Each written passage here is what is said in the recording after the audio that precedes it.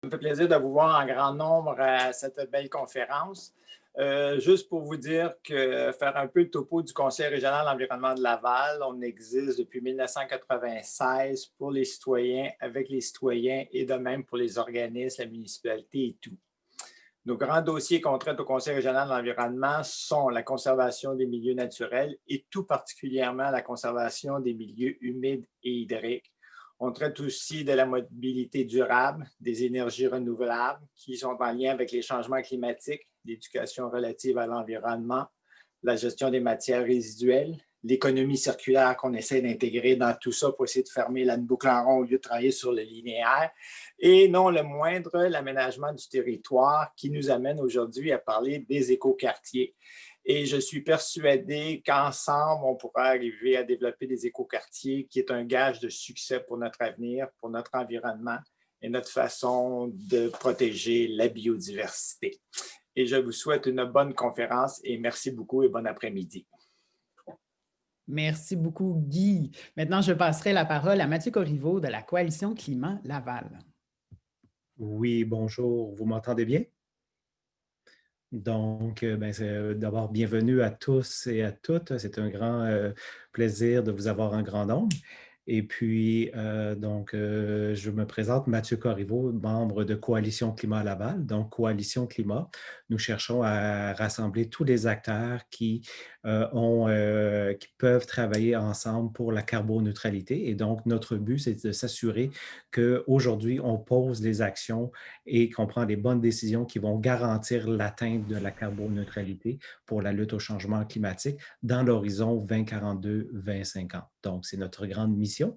Mais sur ce, pour mentionner l'importance de la conférence aujourd'hui, je donne l'exemple, il y a eu des consultations récemment sur l'écoquartier de la gare Sainte-Rose avec l'organisme de consultation publique Repensons Laval. Donc, on croit que c'est un grand privilège d'abord d'être dans une société démocratique. Et puis, deuxièmement, en plus, il y a des mécanismes qui sont prévus comme les consultations publiques, pour s'assurer qu'il y a un lien plus constant entre les citoyens et les décideurs politiques pour prendre les grandes décisions, les orientations. Donc, c'est un privilège de pouvoir, comme citoyen ou comme association, s'exprimer sur les grands enjeux, dont celui des écoquartiers.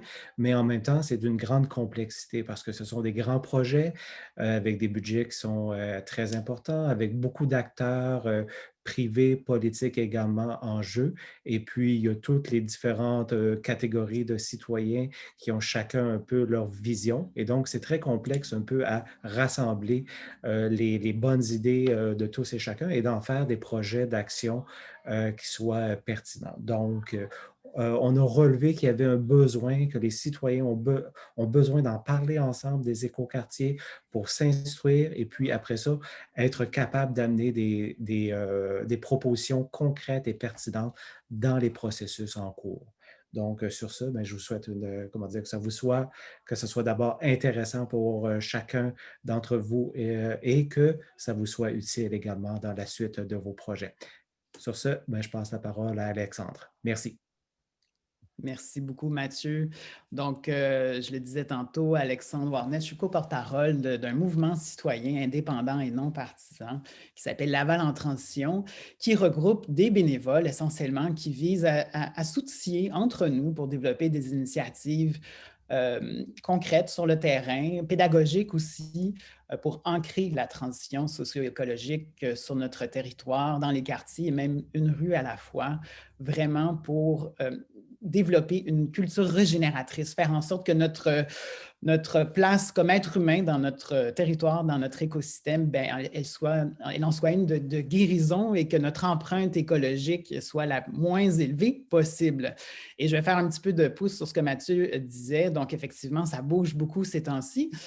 au niveau réglementaire, au niveau des consultations sur l'urbanisme. Donc, c'est notamment dans cette fenêtre d'opportunité-là que cette série de conférences s'ancre, mais aussi, je dirais, dans la relance plus grande de la pandémie qu'on connaît, où plusieurs martèlent qu'il faut lier la crise climatique avec la sortie de crise pandémique. Donc, c'en est d'autant plus important qu'on discute de ces sujets-là aujourd'hui.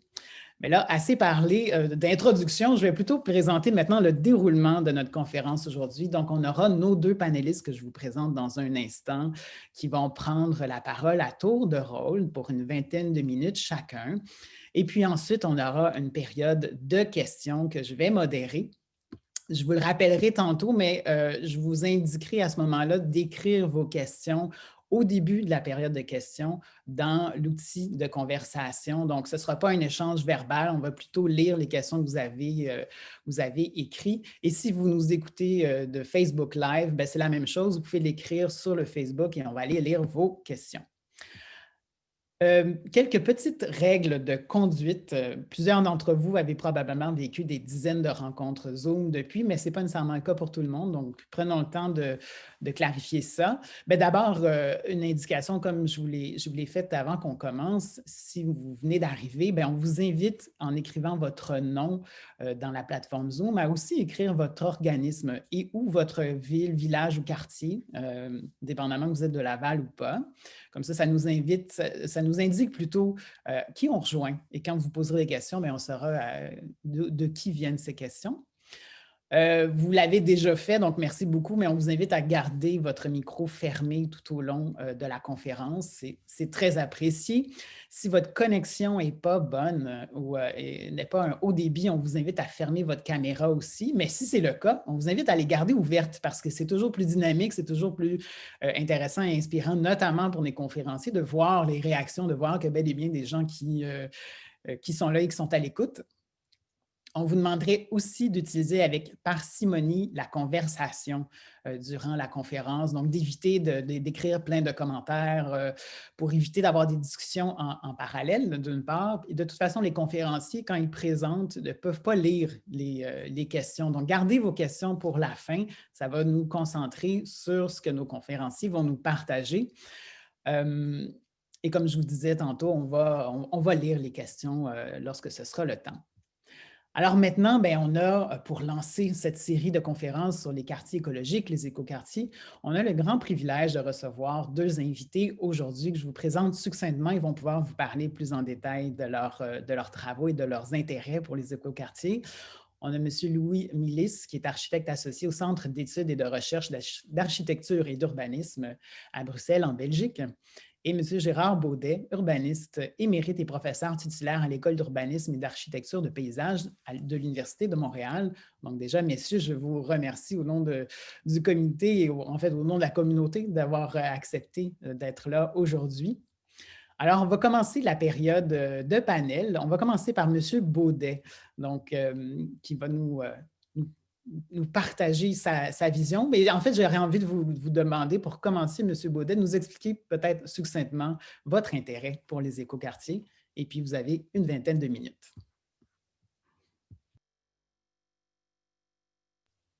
Peut-être allumer votre micro, on ne vous entend pas pour l'instant. Et pourtant, je devrais en avoir l'habitude. Donc, mon intérêt, il est fondé sur plusieurs bonnes raisons. Donc, je ne m'intéresse pas juste aux écoquartiers. Je m'intéresse à l'urbanisme en général, l'urbanisme métropolitain. Je m'intéresse beaucoup à la banlieue. D'ailleurs, je devrais, au cours des prochains mois, publier un ouvrage sur l'histoire de la grande banlieue métropolitaine de Montréal du 19e siècle jusqu'à aujourd'hui. Des raisons peut-être plus immédiates. J'ai grandi à Saint-François, dans l'extrémité est de l'île Jésus. J'ai beaucoup de difficultés à refuser des invitations. Et le dernier élément, c'est que, évidemment, partager des réflexions avec des gens qui sont préoccupés, c'est toujours non seulement fort utile, mais je pense que c'est un peu un devoir pour les universitaires de pratiquer le retour d'ascenseur à des sociétés qui, quand même, nous traitent passablement bien. Donc, ce sont les principales motivations. Sur ce, je vais Donc, partager mon écran. Est-ce que tout le monde voit bien la présentation? Oui, ça va. Donc, les écoquartiers, l'épreuve de la banlieue, pourquoi? Tout simplement parce que chaque milieu représente un défi pour ceux qui s'intéressent aux écoquartiers.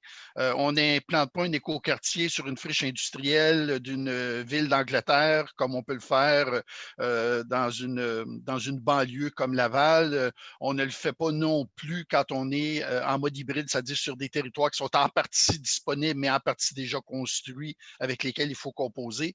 Et je pense que c'est une dimension qui est extrêmement importante. On a trop souvent tendance à aborder ces questions-là comme si on était face à une tabula rasa et comme si tout était possible. Or, c'est loin d'être le cas. Et donc, il faut être conscient de la réalité.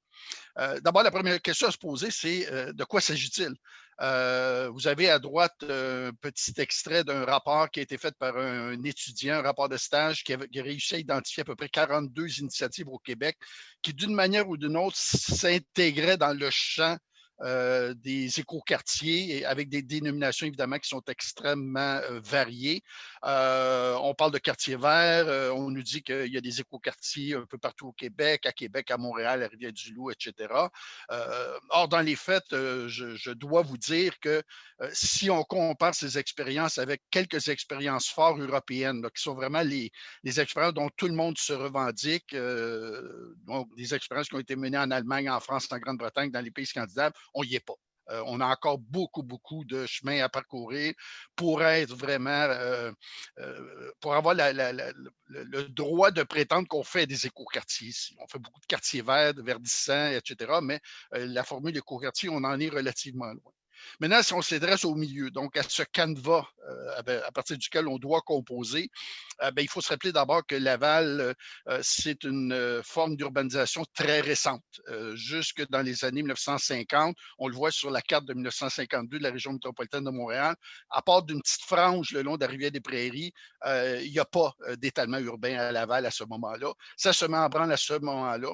C'est assez rapide, assez intense. Vous voyez les chiffres d'évolution de population sur la première décennie d'étalement urbain d'après-guerre.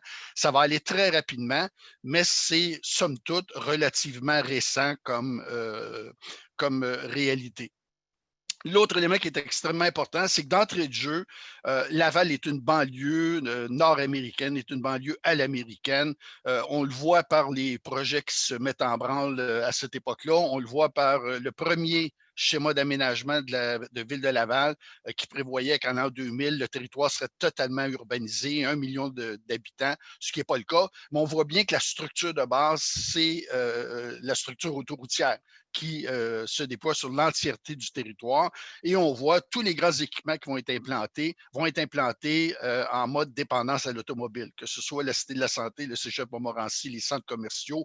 C'est assez manifeste que le rapport à l'automobile ou l'automobilité est un des ingrédients de base de Ville de Laval. Ça ne veut pas dire qu'il n'y avait pas des ambitions de faire quelque chose d'un petit peu plus soutenable, entre guillemets. Vous avez ici quelques-uns des projets des années 60, 70, notamment le Carrefour Laval, qui devait être le premier centre-ville de Laval. Vous avez le centre civique à Chaumédé, des centres civiques de quartier, notamment un à Fabreville. Vous avez aussi Havre-des-Îles. Et ce qui est important à dire, c'est que ces ambitions, elles ne se sont pas concrétisées. Aucun de ces projets ne s'est concrétisé, sauf peut-être un petit peu dans le cas du Carrefour Laval, mais ça aurait pris 50 ans avant que que l'emplacement du Carrefour Laval commence à ressembler un petit peu à la vision qu'en avaient proposé les promoteurs immobiliers, notamment l'entreprise de Sam Steinberg, là, qui était un des partenaires de l'opération du centre commercial. Donc, on voit bien que le modèle de banlieue pavillonnaire du total automobile a été dominant. Il s'est construit sur un certain nombre de piliers qui sont des incontournables.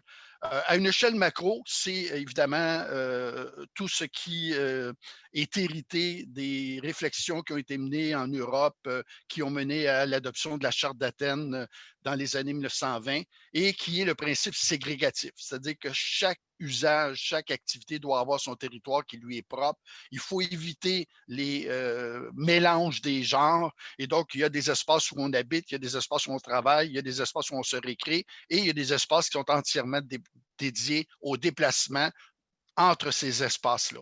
Et ça, c'est vraiment dominant. C'est le principe de base du zoning que toutes les villes vont adopter, en particulier en Occident, dès les années 1920-1930 et qui va se généraliser.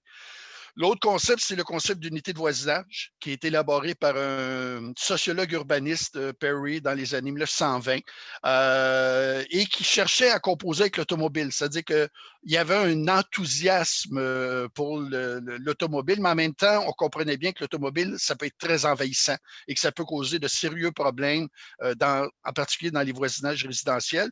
Et donc, on avait élaboré ce concept d'unité de voisinage qu'on retrouve dans des configuration très variée à Laval, mais entre autres, le quartier Saint-Claude à Laval-des-Rapides, juste un peu à l'ouest du boulevard des Laurentides, est un très, très bel exemple de l'application du concept d'unité de voisinage sur le terrain.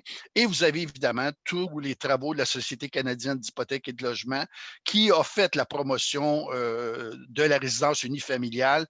À la SCHL, on avait aussi des préoccupations pour d'autres types d'habitat, mais massivement, c'est l'habitat pavillonnaire, unifamilial, qui a été privilégié dans l'ensemble des pratiques de la Société canadienne d'hypothèques et de logement.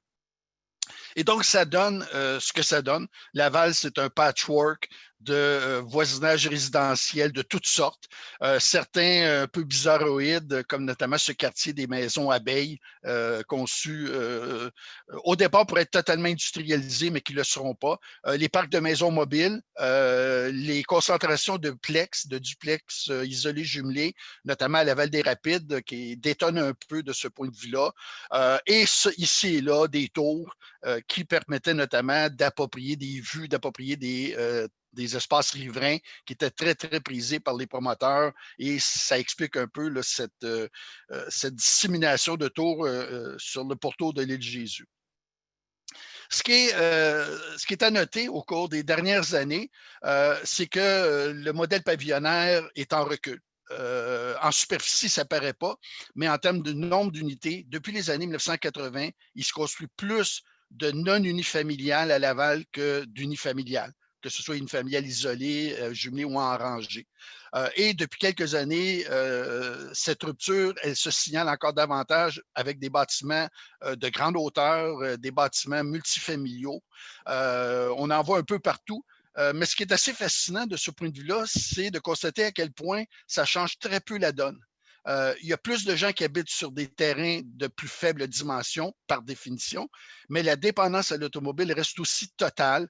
Les voisinages sont aussi monofonctionnels qu'ils l'étaient, que ce soit dans les projets qui sont en plein cœur de Laval, dans ce qu'on appelle dorénavant le centre-ville, ou dans des secteurs comme à Saint-François ou près du pont de la 25, vous avez cette incongruité, j'appelle ça de l'urbanisme de promoteurs qui tire parti de l'existence de certaines niches sur le marché immobilier, mais on voit bien qu'il n'y a pas de réflexion urbanistique derrière ça. Ça n'engendre pas des transformations du paysage, c'est juste plus dense.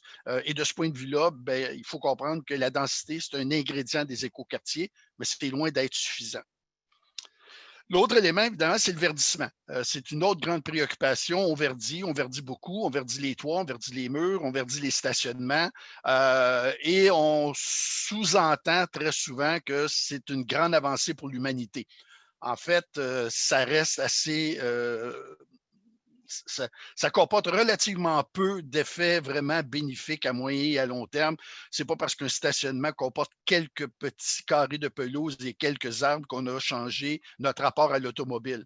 Donc là aussi, il faut être prudent, c'est-à-dire que le verdissement, c'est un autre ingrédient incontournable du développement durable des écoquartiers, mais ce n'est pas parce qu'on verdit un quartier qu'on est en écoquartier pour autant. Là. Donc, il faut faire attention à ces confusions qui sont très, très fréquentes. Autre élément qui est important, c'est la nostalgie du village. Beaucoup de ces projets-là nous sont vendus avec des images qui, justement, nous rappellent cette réalité villageoise. Ce qu'on apprécie beaucoup, par exemple, quand on voyage à l'étranger, on aime bien être dans les centres historiques, dans les cœurs de villes, dans les petites villes qui ont quelques siècles d'ancienneté. Il y a quelque chose là qui nous plaît beaucoup, beaucoup. Mais il faut faire attention parce qu'on peut avoir l'air d'un village. Ça ne veut pas dire qu'on fonctionne comme un village. Il y a là une espèce de raccourci qui est pris parce que dans bien des cas, les espaces sont passablement monofonctionnels. La trame de services de commerce de proximité est relativement modeste. Les rapports à la mobilité localement peuvent être dominés par la mobilité douce, mais aussitôt qu'on sort de ces quartiers-là, on est happé par la réalité de patrons de développement, de patterns de développement qui ont été pensés sur un tout autre registre. Un des éléments sur lesquels je vais insister, c'est notamment ce concept de la ville du quart d'heure. Actuellement, là, c'est la grande mode. Toutes les municipalités voudraient se développer en mode 15 minutes. Ce qu'il faut comprendre, c'est que, pour que ça fonctionne, ça prend de très, très fortes densités pour qu'il y ait effectivement une viabilité économique pour l'ensemble des commerces et des services de proximité. Puis deuxièmement, ça pose un problème énorme quand on parle de la relation entre les lieux de résidence et les lieux de travail. Il y a très, très peu d'exemples où on a effectivement cette combinaison qui est assumée par la même personne. On peut bien avoir 300 emplois dans un quartier et 300 résidences, mais de là à penser qu'il y a 300 résidents qui vont travailler dans les 300 ou qui vont occuper les 300 emplois, il y a un pas qu'on franchit allègrement et qui est complètement dénié par la réalité. Ça ne fonctionne pas, c'est pas comme ça. Vous avez juste à vous imaginer dans votre emploi et à penser, est-ce que ce serait vraisemblable que vous puissiez travailler toute votre vie dans un emploi qui est à 15 minutes de marche de votre lieu de résidence? Juste de réfléchir à ça, on voit bien que ça ne tient pas la route. Et donc, par rapport à ça, oui, il y a des avancées, oui, il y a des choses intéressantes qui se font, oui, il y a des concepts avec lesquels il faut apprendre à travailler, mais en même temps, il faut toujours se poser la question, qu'est-ce que c'est qu'un écoquartier? Et la réponse, ben, elle est à trouver beaucoup, beaucoup du côté de l'Europe, parce qu'on a des longueurs d'avance par rapport à nous là-dessus, pour toutes sortes de raisons, des raisons historiques, des raisons du poids de l'action publique par rapport à la promotion privée, qui est beaucoup plus grand en Europe qu'en Amérique du Nord. Donc, il y a un historique qui explique pourquoi en Europe, on est passablement plus avancé. Et ce qu'on constate quand on regarde les documents, que ce soit les documents européens ou que ce soit les documents qui leur font écho ici au Québec, je pense entre autres les documents produits par Vivre en ville, on réalise qu'un écoquartier, ça se déploie en fonction de plusieurs ancrages, des ancrages dans certains cas qui sont carrément matériels, donc c'est l'aménagement physique comme tel, des ancrages qui sont immatériels, le comportement des gens, et des ancrages qui relèvent de l'action publique, c'est-à-dire comment on pilote des projets de cette nature-là, comment on les inscrit dans l'espace, comment on bâtit les complémentarités nécessaires entre ces milieux-là et les milieux d'inscription. Donc, il faut vraiment jouer sur tous ces registres-là. On a parlé de l'AirTod tantôt de Sainte-Rose. Bon, j'y reviens parce que un des intérêts de penser écoquartier en AirTod, c'est qu'en théorie, on a le privilège d'avoir accès à un point d'entrée sur un réseau de transport collectif. Et donc, ça veut dire qu'un des volets de l'inscription d'un quartier, écoquartier dans une trame urbaine, de son inscription qui va au-delà de son périmètre immédiat, c'est justement l'accès du transport collectif. Parce que ça permet justement de briser la dépendance à l'automobile, pas juste localement, mais également dans les relations de l'écoquartier avec les autres milieux et notamment avec les destinations emploi, loisirs et commerce. Et là-dessus, ben, il y a un principe qui est extrêmement important, qui a été développé aux États-Unis, où on a beaucoup, beaucoup planché sur la question des TOD, des Transit Oriented Development. C'est la question des 6D. Donc, 6 éléments fondamentaux dans la conception d'un TOD qui est en même temps, par définition, un écoquartier. Donc, c'est la question de la densité. Il faut que ça soit dense parce que ça permet justement des rapports de proximité riches en termes de services, en termes de commerce, en termes de convivialité. C'est la diversité. Il faut avoir de la mixité sociale, il faut avoir de la mixité fonctionnelle. Donc, il faut rompre avec le zonage monofonctionnel hérité de la Charte d'Athènes, mais il faut aussi permettre à des catégories socio-économiques différentes d'avoir sa place dans ces milieux-là. C'est la question du design qui est souvent ignorée. Un des grands reproches que je fais à beaucoup de projets qui sont sortis de terre à Laval depuis quelques années, notamment au centre-ville, c'est l'extrême pauvreté du design d'ensemble. Aussi bien le design des projets que le design des milieux qui accueillent les projets. C'est rarement très emballant. C'est la question de la destination, de l'accessibilité à la destination. Comment peut-on se rendre là où on a à aller à partir de notre quartier? Est-ce qu'il faut absolument sauter dans la voiture ou est-ce qu'il y a d'autres moyens de s'y rendre, que ce soit à pied, à vélo, en transport collectif, etc.? C'est la distance à parcourir. C'est clair que l'étalement urbain allonge systématiquement les distances à parcourir entre les grandes plages vocationnelles. Il faut réduire ces distances-là. Il faut que les déplacements accaparent moins de temps et se fassent de manière plus facile, plus conviviale. C'est la distance, bon, évidemment, et c'est la gestion de la demande. Vous avez beau avoir une gare avec un train de banlieue en face de chez vous, s'il n'y a pas de service la fin de semaine, s'il n'y a pas de service en dehors des heures de pointe, ce n'est pas d'une grande utilité. Et l'autre élément, encore faut-il que le train de banlieue se rende là où vous avez à aller. Autrement, vous ne le prendrez pas. Et donc, des éléments auxquels il faut absolument être attentif pour justement être capable de penser le milieu en lui-même, mais de penser le milieu dans son cadre plus global d'inscription. Et ça, c'est un des grands défis. Et c'est d'ailleurs un des aspects qui distingue les enjeux des écoquartiers à Laval de l'expérience qui va vous être présentée dans quelques minutes. Il y a des milieux qui sont beaucoup plus favorables à l'inscription d'un écoquartier que d'autres.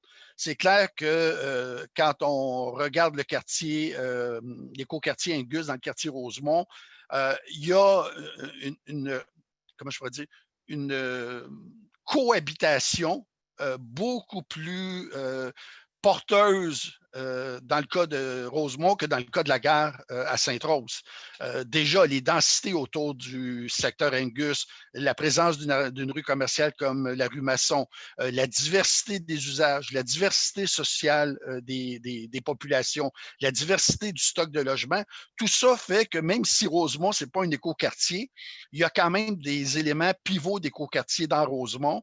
Et donc, le quartier Angus bénéficie de ce voisinage. Il y a des synergies qui se créent, ce qui n'est pas le cas, évidemment, dans le secteur de Sainte-Rose, ou ce qui est difficilement envisageable actuellement dans le secteur de Sainte-Rose. Et donc, c'est la distinction entre mes deux petits schémas, où dans un cas, l'écoquartier est une cellule isolée, et dans d'autres cas, c'est un élément qui peut entrer en relation avec son milieu.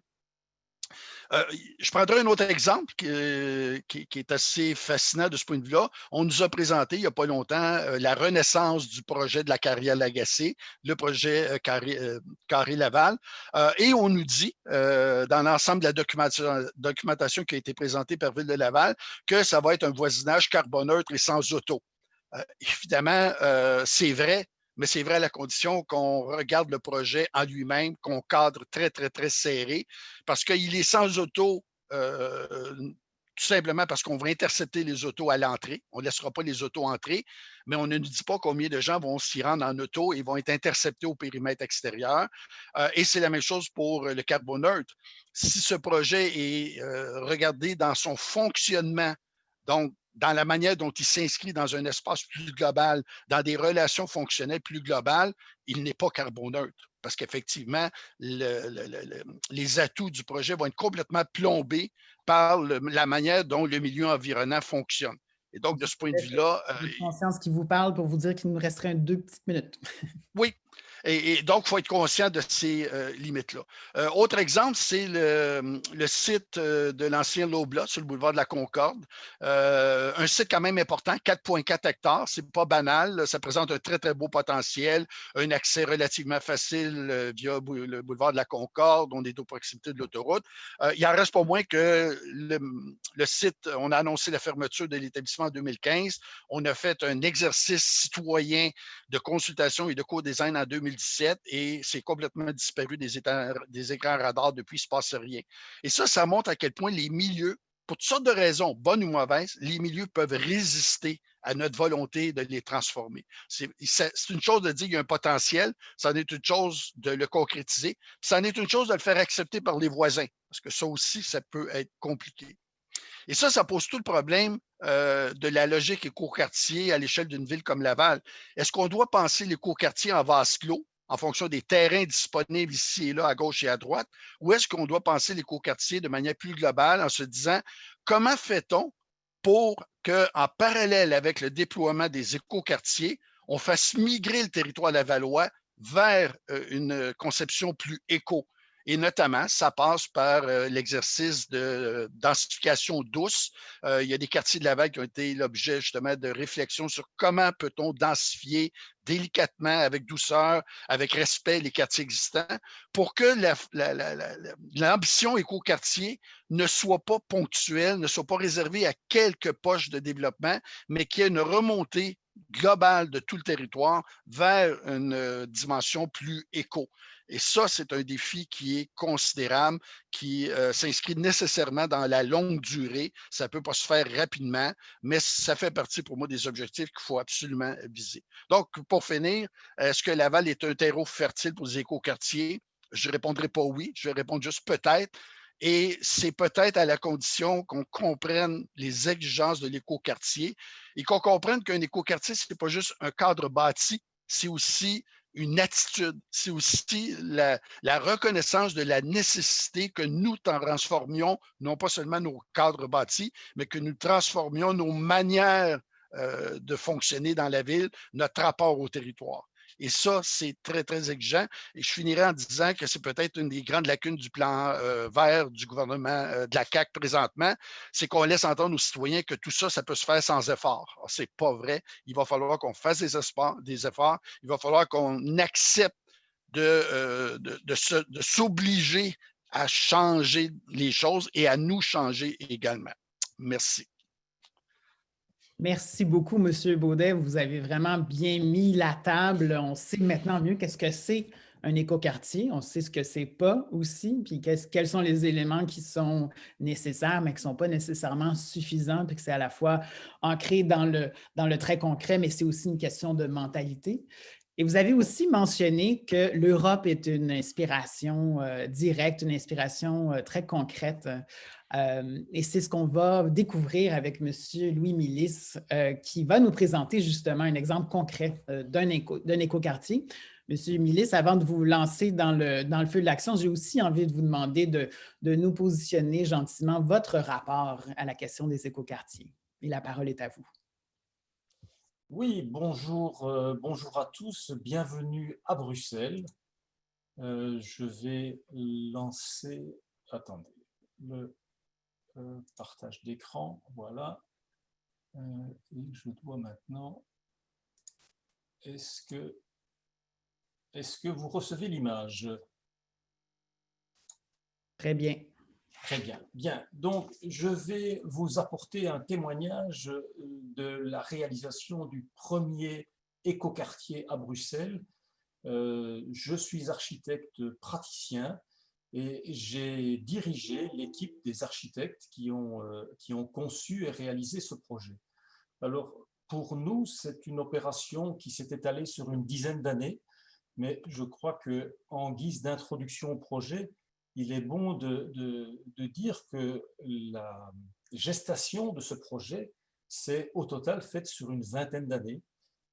C'est à la charnière, au début du siècle, que d'initiative publique, la Société de développement régional de Bruxelles a imaginé ce projet. Il aura fallu une dizaine d'années pour que les bases du projet soient lancées, que les terrains soient acquis. C'était une friche industrielle, c'est d'anciens bâtiments industriels en bordure du canal de Willebroek, qui est le canal qui va de Bruxelles à Anvers, qui relie Bruxelles au grand port d'Anvers. Ces terrains étaient pollués, ils ont dû être assainis, et puis il y a eu toute une série d'études urbanistiques qui ont dû être menées sur le site. Et donc c'est seulement pour nous, architectes, nous avons commencé à plancher sur le projet en 2011, j'ai vérifié dans mes tablettes aujourd'hui, et le projet a été réalisé en 2019. Donc, nous aurons mis 8 ans pour concevoir. Ce projet a fait l'objet d'un concours, donc nous avons concouru. On a remporté ce marché en 2013. Le chantier a commencé en 2015 et en 2019, la réception a eu lieu. Donc, vous avez ici une vision globale du projet tel qu'il est réalisé aujourd'hui. La tache verte à l'arrière du projet, c'est le domaine royal de Laeken, pour ceux qui connaissent un tout petit peu Bruxelles. Et vous voyez à gauche dans l'image l'Atomium, qui est un des symboles de Bruxelles, à l'image de la Tour Eiffel pour Paris. Donc, mon exposé est structuré au-delà de la petite introduction que je viens de faire. On va aborder les sujets spécifiques du quartier durable, à savoir, je vais faire un focus sur différents aspects, les aspects énergétiques, biodiversité, gestion des eaux et économie. Je vais également dire un mot de la charte et du règlement d'ordre intérieur, parce qu'on ne vit pas dans un écoquartier comme dans n'importe quel quartier de la ville. Je vais aborder un tout petit aspect mobilité, un aspect monitoring aussi, un aspect très important qui est celui de la cohésion sociale, et j'espère laisser un petit peu de place à vos questions-réponses. Alors, premier aspect important, c'est d'abord de vous présenter un petit peu le projet dans sa globalité. Je vous ai dit que c'était un projet qui était d'initiative publique. Les premiers opérateurs publics qui sont intervenus, c'est CityDev Brussels et la SLRB. CityDev, c'est un organisme public qui a pour vocation de mettre sur le marché des logements à destination de populations qui ont des revenus moyens. C'est pour éviter la migration de ces populations vers la périphérie. Et donc, par cette politique, il cherche à ancrer cette population à Bruxelles, dans la ville. La SLRB, c'est l'opérateur public qui gère les logements sociaux. Ce sont donc les deux opérateurs publics qui, au départ, ont conçu et imaginé le projet Tivoli. Ils ont lancé un avis de marché pour un marché de promotion, et c'est la société Parbam qui a remporté ce marché. Et deuxième ligne sur l'écran que vous avez sous les yeux, vous voyez là l'équipe des auteurs de projets qui se sont regroupés sous la dénomination d'Adriana. Donc, c'est 4 bureaux d'architecture, Atelier 55, Atlante, Cero, YY et EOL, qui ont conçu la globalité du projet. Les bureaux d'études qui sont intervenus, c'est Establis, Boydens, DB, Seco, et les entreprises qui ont réalisé le projet, c'est BAM, BPC et Jacques Delance. Le projet Tivoli, vous le voyez ici dans son insertion urbanistique. Vous voyez le canal, c'est un axe très important. Le bassin Vergote, c'est un pôle de développement qui est toujours important à Bruxelles parce que c'est une connexion directe avec le port d'Anvers, qui est un port de haute mer qui est important. On est juste à côté du site de Tour et Taxi, et c'est un quartier de la ville. On est environ à 1 km, 1,5 km de la Grande Place de Bruxelles.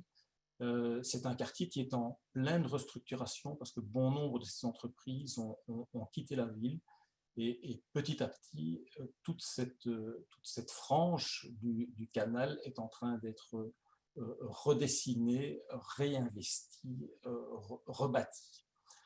Le projet Tivoli, c'est un projet mixte. Il y a un volet économique qui est très important. Il y a un centre d'entreprise qui s'appelle Greenbees qui a été développé. C'était la première phase de développement du projet. Et la deuxième phase du projet, celle que je vais vous présenter, c'est la conception d'un quartier d'environ 400 logements sur un site d'une superficie d'environ 4,5 hectares. Alors, voilà quelles étaient les idées fortes de notre projet quand nous avons présenté notre concours en 2011. Il y avait vraiment 9 idées fortes qui ont été présentées dans notre proposition. C'était d'abord la sauvegarde et la mise en valeur du patrimoine paysager existant. c'était la volonté d'inscrire le projet dans un maillage vert. C'est la volonté de vouloir développer des aménagements paysagers en intérieur d'îlots. Le plan d'urbanisme que je vais vous présenter également prévoyait une conception d'îlots semi-ouverts, et nous avons voulu magnifier ces ouvertures vers les intérieurs d'îlots en plantant systématiquement à ces endroits-là des arbres de haute tige. Il y a tout un travail sur la volumétrie qui a aussi été créé parce qu'on est dans un projet qui est dense. La densité du site pour les techniciens, nous sommes à un P sur S, donc un rapport entre les surfaces de plancher et la surface du sol qui est de 2. C'est un P sur S qui est relativement élevé. Et donc, il y a tout un travail de sculpture des volumes bâtis qui a été fait pour améliorer l'ensoleillement des intérieurs d'îlots. Une réflexion aussi qui a été faite sur le maillage bleu. Il y a les toitures qui ont été vraiment travaillées, qui ont été conçues comme des 5e façades. On y a installé des jardins accessibles aux résidents. Vous verrez qu'il y a également une serre qui a été installée en toiture du bâtiment. Il y a pas mal de façades vertes qui ont été plantées. Et enfin, un aspect très, très important à Tivoli, c'est l'aspect mixité sociale. 30% des logements sont des logements sociaux locatifs et 70% des logements sont des logements acquisitifs, donc destinés à la vente pour des populations à revenus moyens. Alors ça, c'est le projet tel qu'il a été présenté. L'ensemble des idées fortes que je viens de vous présenter se retrouvent ici dans ce qui était le plan masse concours.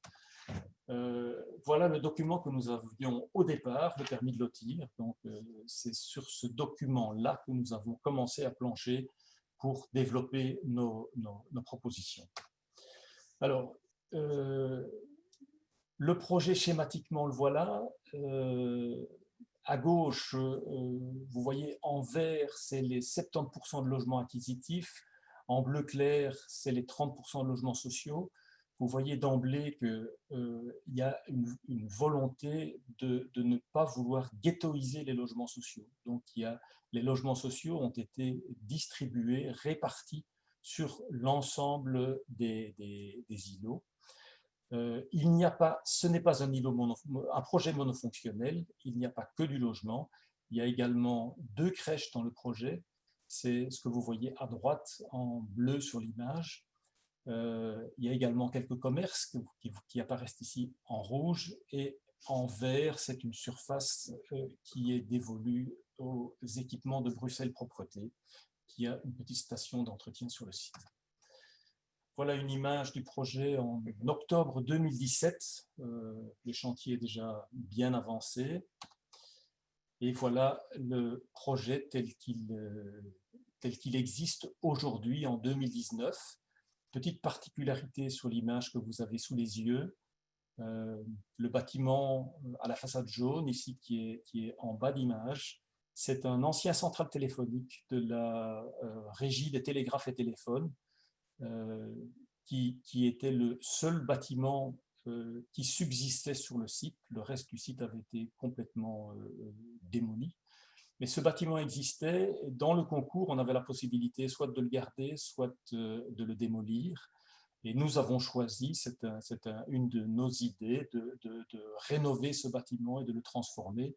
Et très honnêtement, cette transformation aujourd'hui, c'est devenu une des plus belles réalisations du projet. Alors, dans les points spécifiques que je vais aborder, on parle d'écoquartier. L'aspect énergétique est évidemment un des aspects qui est très important, qui est déterminant. Les critères, on va faire un tout petit peu de technique, rassurez-vous, je ne vais pas m'étendre très longtemps là-dessus. Les critères auxquels répond le projet, 100% des constructions sont passives et 35% sont zéro énergie. Alors, qu'est-ce que ça veut dire, le passif ? Nous avons une norme à Bruxelles qui s'appelle la PEB, pour performance énergétique des bâtiments. Cette norme a évolué, celle que nous avons appliquée, la norme 2015, pratiquement elle est mise à jour chaque année. Chaque année, les critères sont renforcés, mais celle qui a été contractuelle pour nous, c'est la PEB 2015. Et PEB 2015 nous dit que les besoins nets de chauffage doivent être strictement inférieurs à 15 kWh par mètre carré par an, et que la consommation en énergie primaire doit être strictement inférieure à 45 kWh par mètre carré par an. Ça veut dire que les 15 kWh par mètre carré par an de chauffage sont compris dans ces 45 kWh. Donc nous avons 30 kWh pour tout le reste, c'est-à-dire la production d'eau chaude sanitaire, ça veut dire les besoins d'électricité pour cuisiner, pour l'éclairage, pour le loisir, pour la lessive, pour tout le reste. Tout ça doit être compris dans les 45 kWh. Et que nous avons droit à 5% de surchauffe sur une année. C'est le ratio du nombre d'heures pendant lesquelles la température intérieure peut être supérieure à 25 degrés sur les heures d'occupation annuelles.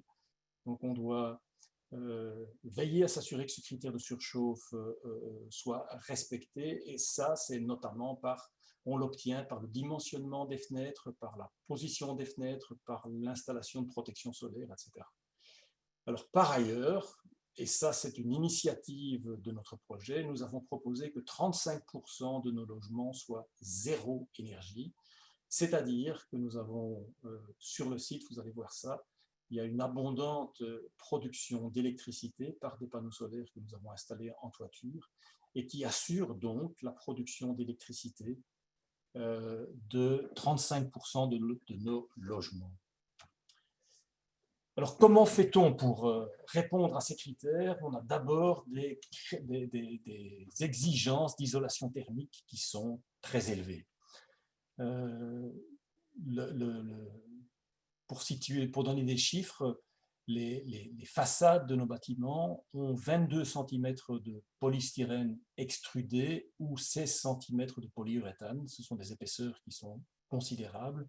Les toitures ont 24 cm de polyuréthane et les planchers, les dalles sur sol ont 20 cm de polyuréthane. Ce sont des épaisseurs qui sont vraiment considérables.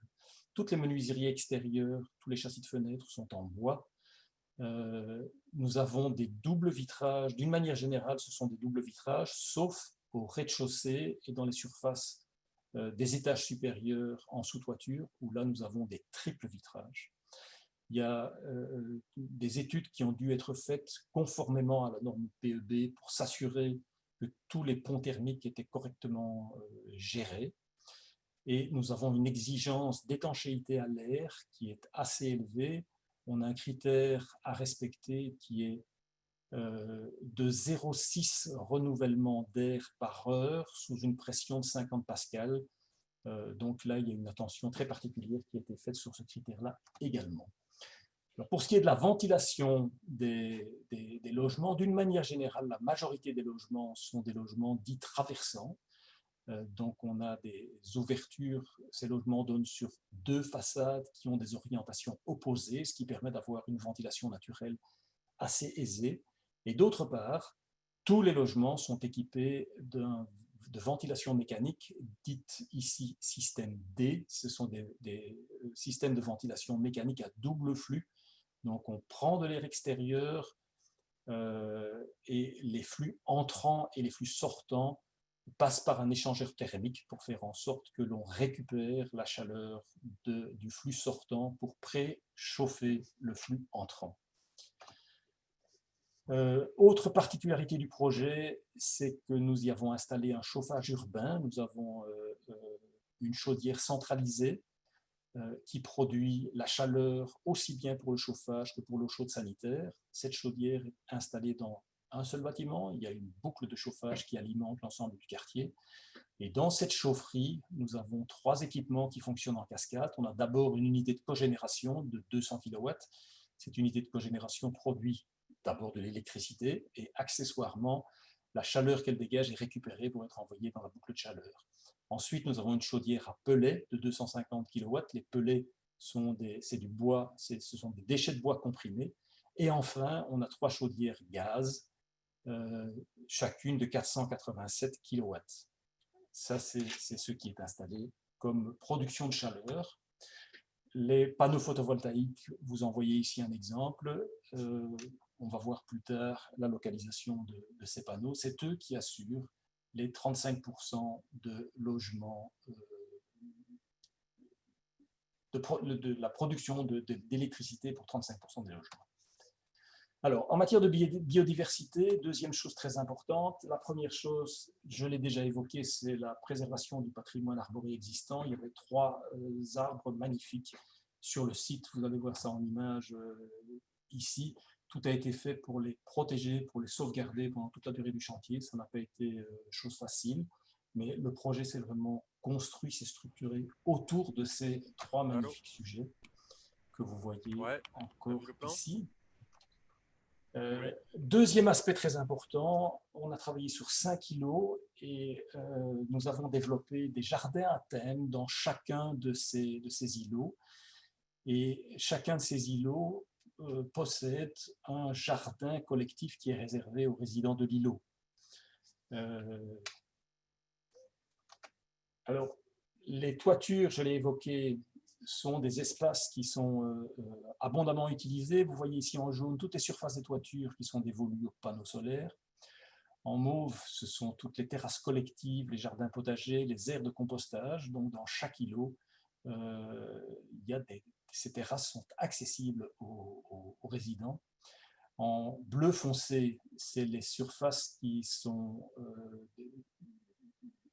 sur lesquelles sont installées des toitures intensives. Donc là, on a des épaisseurs de terre qui sont suffisantes pour avoir des plantations buissonnantes et des plantations plus importantes. Et vous voyez les petits points jaunes sur l'image, ce sont des ruches qui ont été installées et il y a également une serre qui est installée dans le lot 2 que vous verrez plus tard dans les images.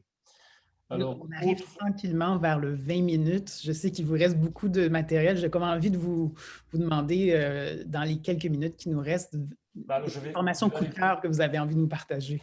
Je vais aller vraiment extrêmement vite. Donc, on a 2000 m² de toiture végétale qui ont été installées sur le projet Tivoli. Vous voyez ici la serre et les aménagements qui sont en toiture. Il y a également tout un accueil de la vie faune. On a planté 45 nichoirs sur l'ensemble du site. L'aspect gestion de l'eau est aussi un aspect qui est très très important puisque toutes les toitures sont des bassins d'orage. On récolte toutes les eaux, on les traite, on les recycle sur site et dans toute la mesure du possible, on favorise l'infiltration sur le site. Vous voyez ici sur un îlot les implantations des bassins d'orage en toiture et en aménagement paysager. Les voiries, tout est fait dans les voiries pour favoriser la percolation de l'eau, l'infiltration de l'eau. Les trottoirs sont perméables et l'égouttage des voiries va vers des fossés, des nous d'infiltration. Donc voilà des images qui sont quelques images de l'aménagement des voiries du site Tivoli. Un autre aspect important, c'est un des premiers sites à Bruxelles où on a installé des systèmes de containers enterrés de tri des déchets. Donc à Bruxelles, je crois qu'on est les champions d'Europe en matière de tri. Le conteneur jaune, c'est le papier, le bleu, c'est ce qu'on appelle les PMC, donc les plastiques, le métal et le carton d'emballage des boissons. L'orange, c'est les déchets compostables et le blanc, c'est ce qui reste de déchets ménagers. Et nous avons comme ça 5 stations sur l'ensemble du site pour faire en sorte que chaque logement soit à moins de 80 mètres d'une station de déchets. Les aspects économiques, ce qui est important de dire, c'est que tout ce qui est installation de panneaux solaires, on a fait appel à un tiers investisseur, donc c'est un opérateur indépendant qui a financé l'installation des panneaux solaires. On a passé un contrat avec lui pour une durée de 10 ans. Pendant 10 ans, c'est lui qui se paye sur les économies qui sont réalisées en produisant de l'électricité sur place. Et après 10 ans, les panneaux sont remis à la copropriété et le bénéfice de l'installation des panneaux reviendra après 10 ans à l'ensemble des résidents. Alors, très important, M. Baudet a évoqué ça tout à l'heure, dans un quartier durable, il y a une charte du quartier durable. Chaque résident signe cette charte, s'engage. Cette charte est structurée sur toute une série de thèmes Donc, il y a des thèmes écologie, ici en matière d'énergie, l'utilisation de moyens de transport à faible émission de CO2, la promotion de la mobilité douce. En matière de biotopes et d'eau, l'utilisation de produits biodégradables et non nocifs.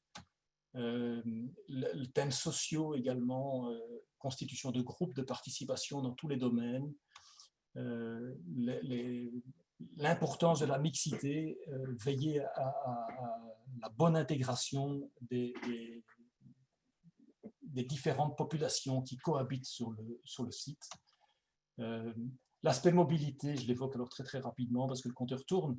On a un accent tout particulier qui est mis sur la mobilité douce. Vous devez savoir qu'à Tivoli, la norme est de 1 vélo par chambre. Les accès de parking ont tous été localisés en périphérie du site. Nous avons également toute une série d'implantations qui sont réservées à des systèmes de car sharing, donc de location de voitures partagées. Et il y a un accent aussi particulier qui est mis sur les systèmes de transport en commun. On a 2 lignes de bus qui desservent le site actuellement et on aura très prochainement 2 lignes de tram qui sont projetées et qui devraient drainer le site. J'évoque très rapidement aussi l'aspect monitoring. C'est très important. On s'inscrit dans la perspective des smart cities, c'est-à-dire la volonté de vouloir compter un maximum pour savoir, pour améliorer la gestion du quartier. C'est vrai pour tout ce qui est la production de chauffage, d'électricité, les panneaux solaires, toute la gestion de l'eau et également les déchets. La cohésion sociale, c'est un aspect très important. Dans chaque îlot, on a proposé, c'était une initiative du promoteur, on a proposé l'implantation de buanderies communes pour permettre cette cohésion sociale. Elles sont alimentées par l'eau de recyclage des systèmes que j'ai évoqués tout à l'heure. Il y a une serre également qui est installée dans le lot 2 et il y a un espace didactique également qui est installé dans le lot 2. Alors voilà, l'inauguration du site Tivoli, c'était en 2018. Ici, vous voyez les architectes en haut, les entrepreneurs. Voilà, l'inauguration du site Tivoli. Et maintenant, je vais d'abord reprendre l'écran et il y a une petite vidéo de 2 minutes, si on a encore le temps de la passer. Ça vous donnera une bonne idée de oui, je pense qu'on l'ensemble du peut prendre ces projet. 2 minutes avec plaisir, puis ensuite on passera à l'échange de questions. Exactement. Donc, pendant qu'on prépare la vidéo, n'hésitez pas à commencer à écrire vos questions dans la conversation du module Zoom. Et puis, si vous êtes sur Facebook Live, on va aller voir sur la page Facebook s'il y a également des questions à cet endroit.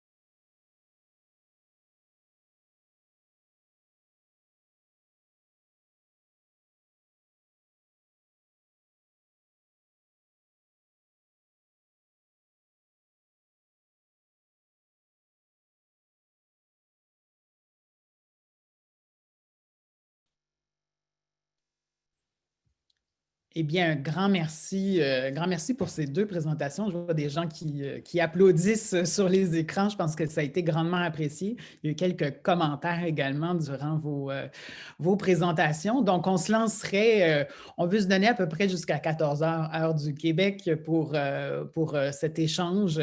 Donc, comme je disais, au lieu de chacun ouvrir le micro, tout ça, c'est préférable d'écrire directement vos questions dans l'onglet « Conversation ».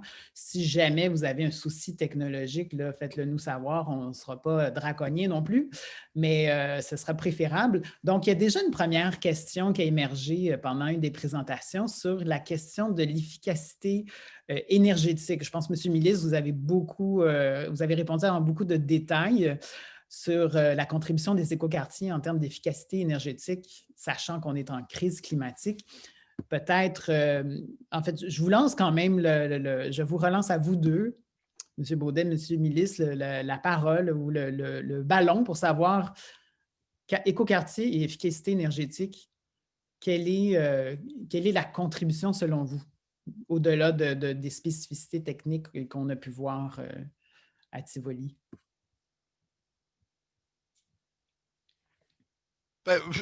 Rapidement, c'est clair qu'il faut faire tout ce qu'on peut pour sortir des formes de dépendance qui ont été, en quelque sorte, le principe de construction de nos établissements urbains depuis plusieurs décennies, voire depuis au-delà d'un siècle.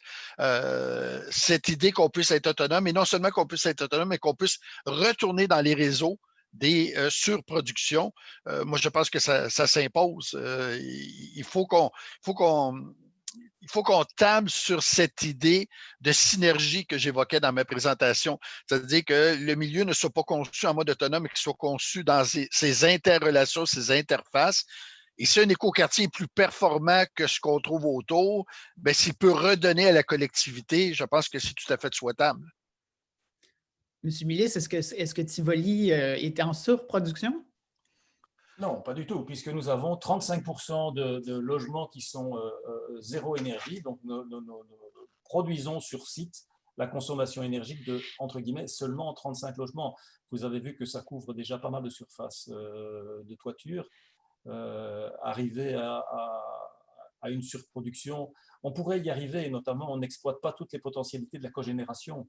Le problème qu'il y a, c'est qu'on a aussi une réglementation ici en Belgique qui ne nous autorise pas à revendre la production d'électricité. Donc, une copropriété ne peut pas, si elle a un excédent d'électricité, elle est obligée de le renvoyer sur le réseau. Et cette électricité-là est très mal payée. Donc, le dimensionnement des équipements de cogénération, généralement, est vraiment fait en fonction de ce que l'on peut utiliser. Il y a encore du potentiel, mais il y a des réglementations qui doivent évoluer pour que l'on puisse le développer davantage. Très bien, merci beaucoup. Monsieur Baudin, on a une question qui s'adresse spécifiquement à vous. Qu'est-ce qui témoigne d'un ralentissement du développement urbain dans les banlieues? Je pense que c'était une réaction qui est arrivée directement pendant votre présentation. Oui. En fait, le ralentissement est essentiellement dû à la démographie. Les poussées d'urbanisation ne peuvent pas être ce qu'elles ont été dans les années 50-60 en plein baby boom.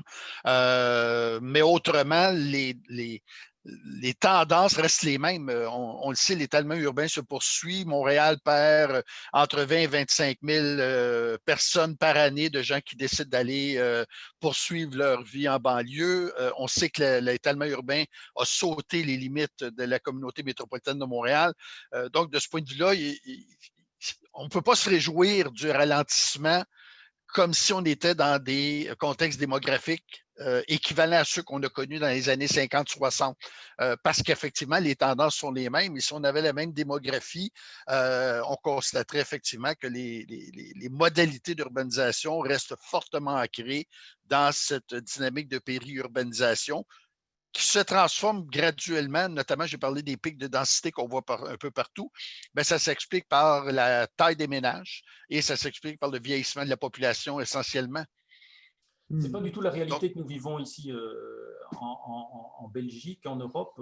D'une manière générale, il y a véritablement un retour à la ville aujourd'hui. La population belge n'a pas changé depuis 20 ans. On est toujours environ à 11 millions d'habitants. Par contre, Bruxelles a repris à peu près 100 000 habitants sur la même période. Donc, il y a véritablement aujourd'hui un retour à la ville qui est perceptible en Europe et à Bruxelles en particulier. C'est en partie dû au rôle que joue Bruxelles au niveau de l'Union européenne, puisque Bruxelles est aujourd'hui la capitale de l'Union européenne. Il y a très clairement une augmentation de population qui est en partie due à ce fait. Je pense qu'il va falloir suivre l'évolution aussi par rapport à cette pandémie. Là, on voit en tout cas dans la CMM beaucoup de dispersement de gens qui quittent la ville pour aller de plus en plus loin, surtout en mode télétravail. Mais c'est une autre question et je ne vais pas monopoliser. On a plusieurs autres questions qui sont en train d'apparaître. On a une question pour M. Millis. Le rapport, en fait, vous avez mentionné la présence de logements subventionnés, de logements sociaux. On nous parle de Montréal où il y a une loi 20-20-20, donc 20 dans un projet domiciliaire, donc 20 commercial, 20 loyer modique et 20 loyer plus payant. Est-ce qu'il y a une loi comme ça à Bruxelles ou est-ce que c'est à la carte? Et comment la diversité, dans le fond, sociale s'inscrit? Est-ce que c'est au projet ou est-ce que c'est encadré? Alors, c'est relativement encadré. Donc, j'ai bien précisé au départ que le projet Tivoli est un projet, au départ, qui est d'initiative publique. Donc, ce sont 2 opérateurs publics. CityDev Brussels, c'est un opérateur qui a 2 missions. Elle a une mission de développement économique. Donc, j'ai cité sur Tivoli le site Greenbees, le centre d'entreprise Greenbees, qui a été conçu, développé par CityDev et qui est une pépinière d'entreprises qui est justement à vocation, ce sont des entreprises à vocation qui s'inscrivent dans la problématique du développement durable, qui se sont installées là. Et le deuxième volet de l'activité de CityDev, c'est ce que j'évoquais tout à l'heure, donc les logements moyens à Bruxelles. Et puis, à côté de ça, ils se sont associés avec la SLRB, la Société du logement de la région Bruxelles-Capitale, qui elle a pour vocation de réaliser des logements sociaux. Donc, on est arrivé à ce mixte de population sur Tivoli, 70-30, mais c'est vraiment la volonté publique. On n'est pas du tout dans un développement privé. Alors, il faut bien savoir que Tivoli, c'est une opération de 400 logements. Il n'y a aucun privé à Bruxelles qui prendrait le risque de mettre sur le marché une opération de 400 logements en une fois. Donc, les opérations privées qui se font, on a des opérations de taille comparable, mais le marché étant ce qu'il est, en général, les phases qu'il lance, ce ne sont jamais que des phases entre 75 et 100 logements au maximum. Donc, il y a un étalement dans la durée qui est beaucoup plus long quand ce sont des opérations privées. Et alors, nous avons à Bruxelles, quand ce sont des opérations privées, une loi qui donne ce que l'on appelle des charges d'urbanisme. Donc, en fonction du projet, l'autorité publique impose des charges d'urbanisme, mais ces charges d'urbanisme sont négociées dans le cadre de la demande de permis. Donc, en fonction du projet, en fonction de sa localisation, l'administration publique peut dire vous allez me réaliser une crèche ou il faut réaliser un projet d'une école primaire ou de réaliser un certain nombre de logements à vocation sociale ou autre. Donc, c'est aujourd'hui relativement bien codifié. Donc, on connaît un petit peu les montants des charges d'urbanisme en fonction des mètres carrés de ce qu'on peut construire. Mais ça, c'est ce qui se passe dans la promotion privée. Tivoli, c'était au départ, c'est une opération publique, donc on n'a pas été confronté à cette question-là. Merci beaucoup. Je pense que ça clarifie beaucoup. Rapidement, c'est ce que j'évoquais d'entrée de jeu quand je disais que les avancées européennes en matière d'écoquartier s'expliquent par notamment des cadres institutionnels, des rôles de l'action publique qui sont complètement différents de ce qu'on connaît ici. Dans ce cas-là, la maîtrise foncière, elle existe au départ et je suppose, compte tenu des typologies résidentielles, je suppose que la maîtrise foncière, elle est toujours conservée. Le terrain, l'emplacement n'est pas vendu. Si, le terrain est vendu dans le cadre de Tivoli. En tout cas, les 70% de logements conventionnés, tout est vendu, les appartements et le foncier. Par Et contre, comment vous composez avec les logements sociaux? Parce qu'ils sont pour ça que vous en avez vu que superposition. dans chaque îlot, la répartition 30-70 est plus ou moins respectée pour chaque îlot, mais les logements sociaux constituent des entités propres. OK. Et donc, qui gardent la propriété foncière et la maîtrise sur ces logements-là. Mais le reste, le conventionné, lui, il est vendu. OK. Donc, on en comprend bien l'importance de l'acteur public dans notamment ces questions de mixité sociale, mais mixité, j'ai envie de dire aussi économique, les services qui sont présents. Merci beaucoup pour la réponse à cette question. On a une question beaucoup plus matérielle, j'ai envie de dire. Les matériaux de construction sont sur quelle base est-ce que c'est fait le choix des matériaux? Est-ce qu'il y a des matériaux différents pour la construction extérieure et intérieure? Donc, vous avez spécifié plusieurs types de matériaux, le bois, les fenêtres, etc. Pouvez-vous nous parler davantage du choix des matériaux, M. Millis? Oui, j'ai surtout parlé des matériaux d'isolation thermique qui ont été retenus pour assurer la performance énergétique du projet. Mais sur l'ensemble du projet, on a différentes normes, différents standards qui existent ici en Europe. On travaille beaucoup avec un classement qui s'appelle le NIBE, qui est un classement hollandais qui prend en considération l'énergie grise de tous les matériaux qui sont utilisés. Alors, chaque année, ce classement évolue un petit peu et pour chaque projet, on cherche toujours à essayer d'avoir les matériaux qui sont les plus performants. Mais d'une manière générale, la conception même des bâtiments ici, on travaille beaucoup ici en Belgique avec des constructions en béton préfabriqué. Donc, on a des structures qui sont assez classiques, des poutres-colonnes et des dalles en béton, et puis des remplissages de façades qui se font en blocs silico-calcaires et sur lesquels on vient appliquer les isolants thermiques que j'ai évoqués tout à l'heure, polystyrène extrudé ou polyuréthane. Donc ça, c'est un petit peu la méthode traditionnelle de construire ici. Là aussi, j'insiste, le projet Tivoli, c'est un projet, je vous dis, c'est la conception pour nous a commencé en 2011, on a terminé en 2019. Les choses ont aussi, notamment sur cette question-là de choix de matériaux, considérablement évolué. Et on ne peut pas dire que le projet Tivoli a été pilote dans cette matière-là. Un aspect, par exemple, qui a été pris en compte dans le projet Tivoli, c'est la proximité du canal. Vous avez vu sur les images et par exemple, les entreprises se sont engagées à acheminer un maximum de matériaux via la voie d'eau pour limiter le transport routier. Donc ça, ce sont des éléments qui ont été pris en considération dans le développement de Tivoli.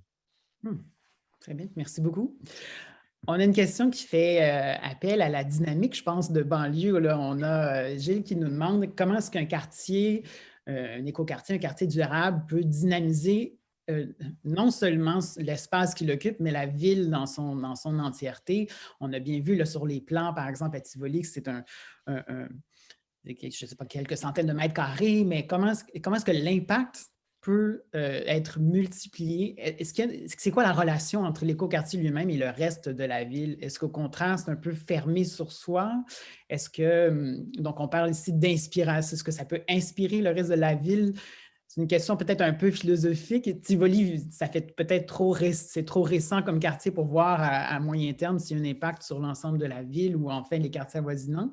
Mais dans votre expérience, je ne sais pas trop à qui s'adresse la ben, j'ai envie de la lancer à vous deux. Monsieur Millis, si vous connaissez peut-être d'autres écoquartiers qui sont… écoutez, c'est toujours extrêmement difficile et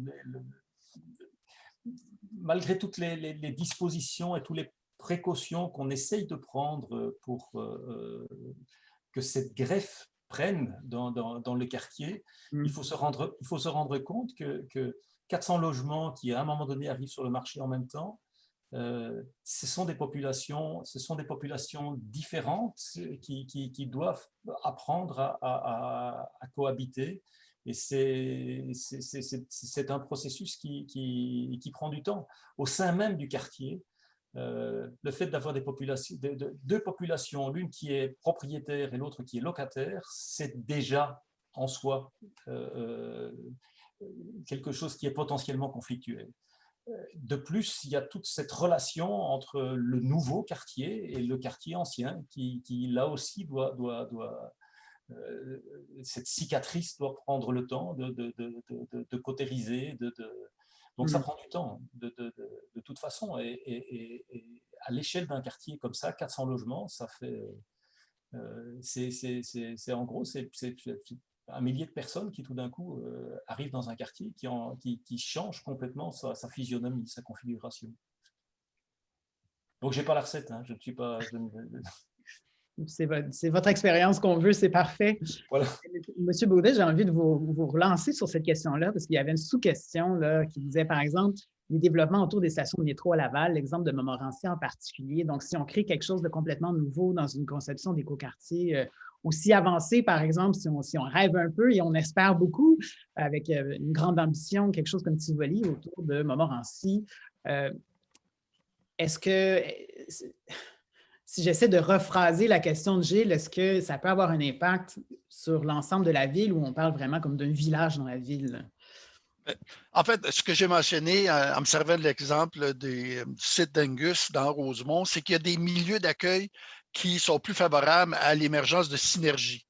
Ça ne veut pas dire qu'elles vont émerger facilement et rapidement. Ça peut prendre du temps. Il peut même y avoir de la résistance à certains égards.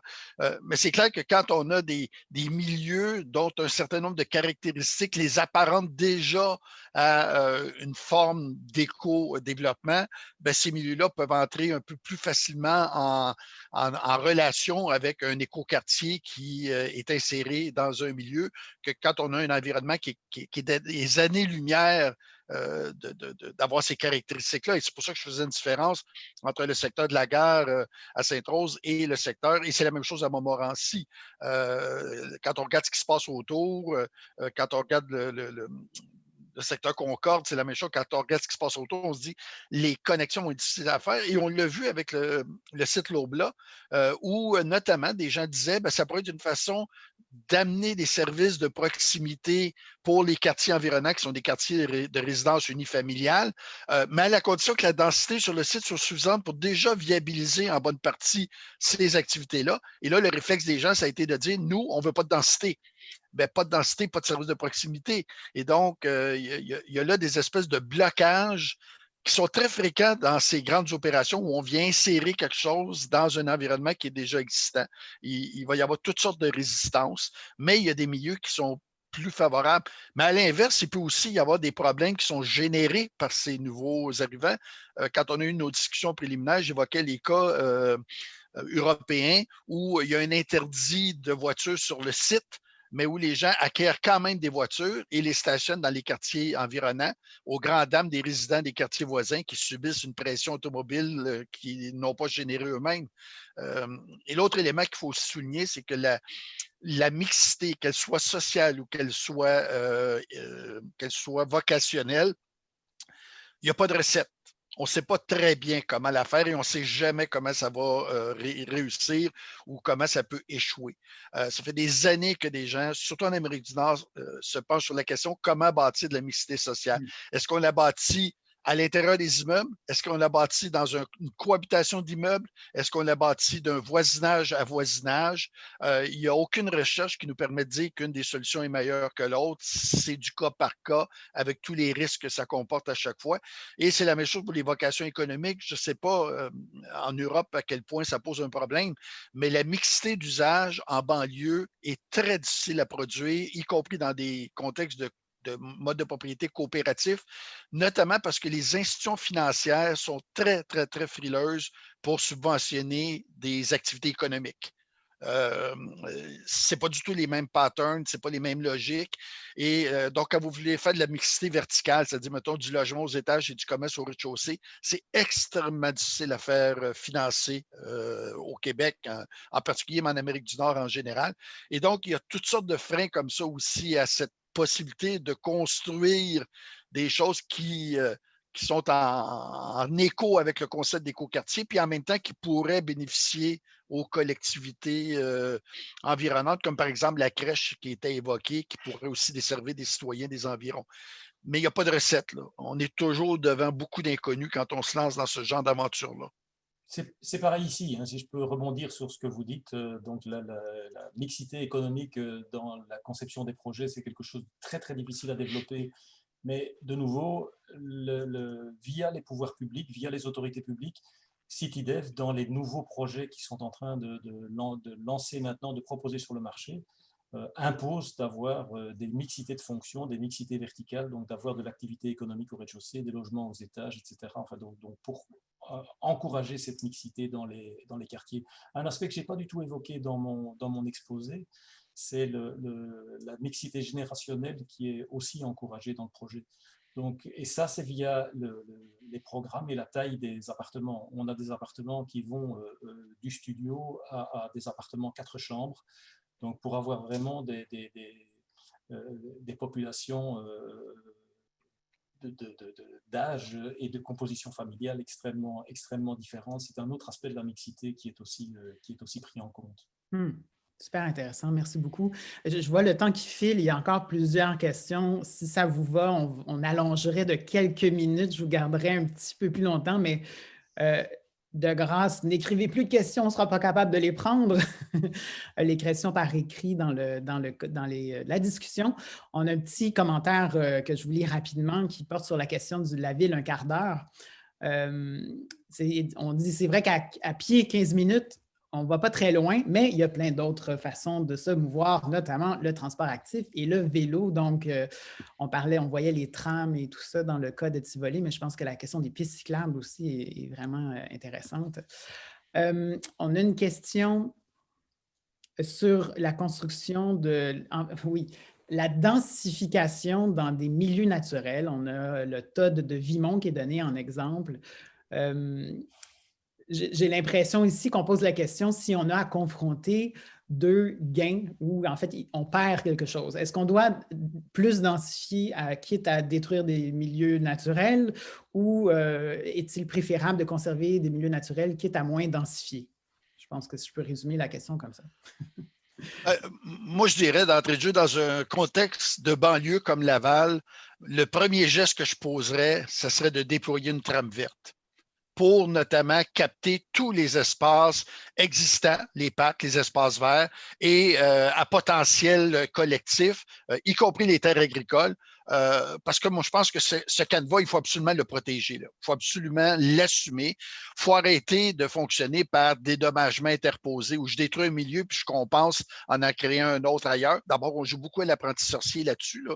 Je pense qu'il n'y a personne qui est capable de nous garantir que ça va fonctionner à moyen et à long terme. Donc, moi, je commencerai par ça. Et cette trame, là, ce canevas vert, définit des poches d'urbanisation, certaines existantes, certaines dans un état dont on peut penser qu'on est sur le point d'amorcer des transformations, et d'autres qui sont des terrains qui sont carrément disponibles. Et selon le statut de ces poches enserrées, bien là, il s'agit de dire comment est-ce qu'on pilote des projets qui devraient tous avoir une ambition écoquartier, même si on sait que pertinemment que ça ne sera pas partout des écoquartiers. Et là, on ferait migrer ces territoires-là. Mais moi, je pense qu'il faut arrêter de regarder les espaces verts, les milieux humides à la pièce. Je pense qu'il faut avoir une vision systémique de tout ça. Puis à ce moment-là, l'urbanisation est pensée en contexte plutôt que d'être pensée en unité autonome qu'on vient implanter n'importe où indifféremment, en toute indifférence avec les caractéristiques des milieux d'accueil. Très bien, merci beaucoup. Avec le temps qui file, je vais lire 2 ou 3 questions, y compris celle qu'Audrey nous partage de quelqu'un via Facebook. Et puis, pour les autres questions, on va vous les transmettre aux conférenciers par la suite parce qu'on n'aura pas le temps de tout couvrir, puis on va essayer de donner les réponses sur la page Facebook. Donc, ne vous inquiétez pas si je n'ai pas le temps de lire votre question, on va essayer d'y donner suite autant que possible. Une question qui fait appel à l'aspect social de l'écoquartier. Donc, on l'a mentionné, vous l'avez tous les deux mentionné, il y a une question de vivre ensemble, il y a une question de cohabitation, la charte, comment est-ce que vous l'avez appelée, la charte, en fait, de règlement d'ordre d'intérieur pour Tivoli. Donc, la question, c'est, M. Millis, comment est-ce que vous avez entrepris ou établi cette charte-là? Et comment est-ce que ça fonctionne maintenant, un an et demi après? Est-ce que le vivre ensemble, comment est-ce que vous l'avez encadré? Ouais, écoutez, au départ, cette charte, c'est une discussion, c'est un dialogue qui a été établi entre les concepteurs du quartier, CityDev, donc le commanditaire de l'opération, Parbam, le promoteur. Ça fait partie la base de cette charte, faisait partie de notre proposition concours au départ dans notre projet. Il faut quand même savoir qu'ici en Europe, il y a tout un processus participatif qui accompagne les projets. Entre la conception initiale et la réalisation, les projets passent par sont mis en enquête publique et qu'il y a toute une série de phases de dialogue, de présentation des projets. Donc la charte, elle a été largement amendée. Et autre chose que je n'ai pas évoquée, c'est la manière dont le site est structuré au niveau de sa gestion. On a conçu le projet, puis on a rendu les clés aux occupants. Mais chaque îlot est structuré autour d'une copropriété qui gère les questions de voisinage au sein de son îlot. Et puis, au-dessus de ça, il y a une copropriété qui chapeaute l'ensemble des 5 copropriétés du projet Tivoli. C'est elle qui, aujourd'hui, est détentrice de cette charte. Et cette charte est appelée à évoluer, à être amendée, mais là, il y a tout un processus démocratique pour voter les modifications à apporter à cette charte. Et ça, je veux dire, maintenant, le bébé, il grandit et il vit sa vie. Là, je ne sais pas exactement la manière dont les choses se vivent aujourd'hui. Je peux vous dire ce qu'on y a mis dedans et ce qu'on a souhaité pour le projet. Juste rapidement, je mentionnais qu'on a une expérience apparentée ici au Québec. C'est le secteur de ce qu'on appelle le ghetto McGill à Montréal, qui a été sauvé de la destruction à l'époque du projet Cité Concordia, où c'est une coopérative de coopératives, la plus importante au Canada d'ailleurs. Donc, on a déjà un outil qui pourrait être mobilisé dans des projets d'écoquartiers. J'avais une question à vous poser. Dans certains projets d'écoquartiers européens, il y a des futurs résidents qui sont associés au processus très, très tôt de planification. Est-ce que ça a été le cas dans ce projet-là? Non, pas du tout. Non, pas du tout. Ici, sur le projet Tivoli, ce que vous devez savoir, c'est que ces logements conventionnés CityDev sont largement subventionnés. En gros, ces appartements sont mis sur le marché avec une décote d'environ 30% par rapport à la valeur du marché. Donc, il y a des listes d'attente considérables d'acquéreurs pour rentrer dans ces logements CityDev. Et il n'y a pas de difficulté de remplir ces appartements. OK. Merci beaucoup. On va aller à la question qui nous vient de Facebook. Audrey, si tu veux bien nous la lire, s'il te plaît. En fait, moi, la question que je vais vous partager m'a été soumise par Guy Garand du Creux de Laval. Alors, la question s'adresse à M. Baudet. Alors, à voir comment la ville de Laval se développe encore aujourd'hui. Est-ce que vous diriez que le développement de la ville de Laval est encore sous la mainmise des promoteurs et des développeurs? Euh, oui, mais c'est vrai partout au Québec et c'est vrai en Amérique du Nord. Contrairement à l'Europe, l'action publique est beaucoup plus retenue. Et moi, je pense que un des enseignements de l'expérience européenne, c'est la pertinence de la maîtrise publique d'entrée de jeu, maîtrise foncière, maîtrise du projet. Je pense que ça nous permettrait de faire des changements de manière peut-être un peu plus efficacement et un peu plus rapidement. Les promoteurs, tant qu'on les force pas d'une manière ou d'une autre, ils ont des habitudes et ils carburent sur ces habitudes-là. Ils vont s'ajuster au marché, comme je l'ai montré dans le cas, entre autres à Saint-François, où on a ces immeubles à logements multiples. Mais je veux dire, en, comment je pourrais dire, si j'avais à qualifier ce genre de projet-là, je dirais c'est du pactage de logements. C'est juste de faire plus de logements sur moins de terrain.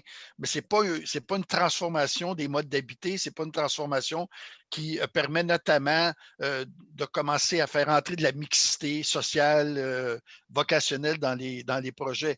Le marché réagit très, très, très lentement à ces exigences-là, surtout en banlieue. Dans les quartiers centraux de Montréal, là, ça bouge un peu plus vite, mais en banlieue, ça bouge très, très, très lentement et je pense que la maîtrise publique peut aider à forcer le jeu un petit peu. Ne serait-ce qu'en produisant quelques projets exemplaires qui peuvent montrer qu'on peut faire les choses autrement. Comme c'est le cas, je pense, de celui de Tivoli, qui est très exemplaire à plusieurs niveaux, plusieurs égards. Donc, on a déjà dépassé de quelques minutes. Donc, comme je disais tantôt, on ne sera pas capable de prendre toutes les questions qui sont écrites. Par contre, on va essayer le plus possible de faire un suivi. Vous pourrez regarder la page Facebook du Conseil régional environnement de Laval. On va essayer de répondre au plus de questions possibles. Messieurs les conférenciers, on ne s'était pas parlé de ça. Je m'avance un peu, mais je compte un peu sur vous là-dessus. Donc, on arrive tranquillement au mot de la fin de cette première conférence, de cette série de conférences sur les écoquartiers à Laval. Donc, un grand merci pour votre précieuse participation, M. Baudet, M. Milis, extrêmement apprécié. On voit qu'il y a plusieurs, je ne les ai pas mentionnés, mais plusieurs commentaires d'appréciation dans la conversation sur Zoom. Donc, je pense que c'est partagé. Merci beaucoup à toute l'équipe et aux 3 organisations qui ont co-organisé, notamment Audrey pour toute la question technique. Et d'ailleurs, Audrey, je te laisserai prendre la parole pour un mot de la fin et pour la suite des choses. Et certainement. Merci, Alexandre, pour cette animation menée de main de maître. Vraiment, là, ça a vraiment motiver la discussion. Et je remercie aussi tout d'abord le comité organisateur, alors oui, le Creux de Laval, mais aussi le Laval en transition, ainsi que Coalition Climat Laval. Alors, je suis vraiment contente de cette superbe collaboration qu'on va poursuivre avec notre projet de conférence qui va s'étaler jusqu'en 2021. Alors, voilà, merci pour le beau travail de tout le monde, pour avoir fait naître ce bel événement. Je remercie aussi bien sûr nos panélistes, alors messieurs Milis et Baudet, merci beaucoup pour votre disponibilité, pour vos présentations étoffées. Merci beaucoup pour votre temps précieux que vous avez bien voulu nous accorder. On apprécie énormément. Et puis, bien, sans oublier nos participants. Alors, on a été agréablement surpris de la quantité d'inscriptions. Là, même pour une conférence de lancement, on a été vraiment très heureux de voir la belle réponse que vous nous avez manifestée. Oui, bravo et merci aussi pour vos interactions. Hein. Donc, on est en mode virtuel, on n'a pas le choix, mais on était un beau grand groupe là, aujourd'hui là, avec toutes les belles questions, les commentaires d'appréciation aussi que vous nous avez partagés dans la boîte de chat. Alors, on vous remercie. Et puis, pour finir le tout sur une bonne note, bien, c'est terminé pour aujourd'hui, oui, mais le projet se poursuit, comme vous le savez. C'est une série qu'on va poursuivre. Donc, la prochaine conférence va se tenir en février 2020. Alors, ça semble loin, mais une fois que le temps des fêtes sera passé, ça va venir plus vite qu'on le pense. Alors, cette fois-ci, on va aborder la thématique de la santé et de l'environnement.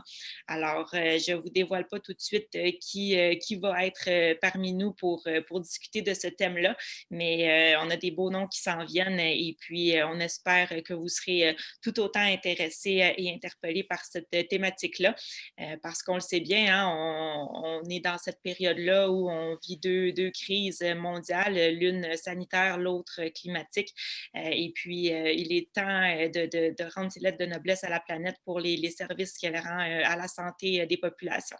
Alors, sur ce, un grand merci encore à tous. Je ne vous retiens pas plus longtemps et puis je vous dis à tous à très bientôt. Merci beaucoup. Mais peut-être la fin du mot de la fin. Amal Melki, si tu voulais nous dire un petit dernier mot de la Coalition Climat Laval. Nous aussi, merci encore une fois à vous tous pour votre participation à la réflexion des aménagements de nos quartiers. Ensemble, nous mettrons en place les bonnes options. Merci encore une fois pour tout le monde. Merci.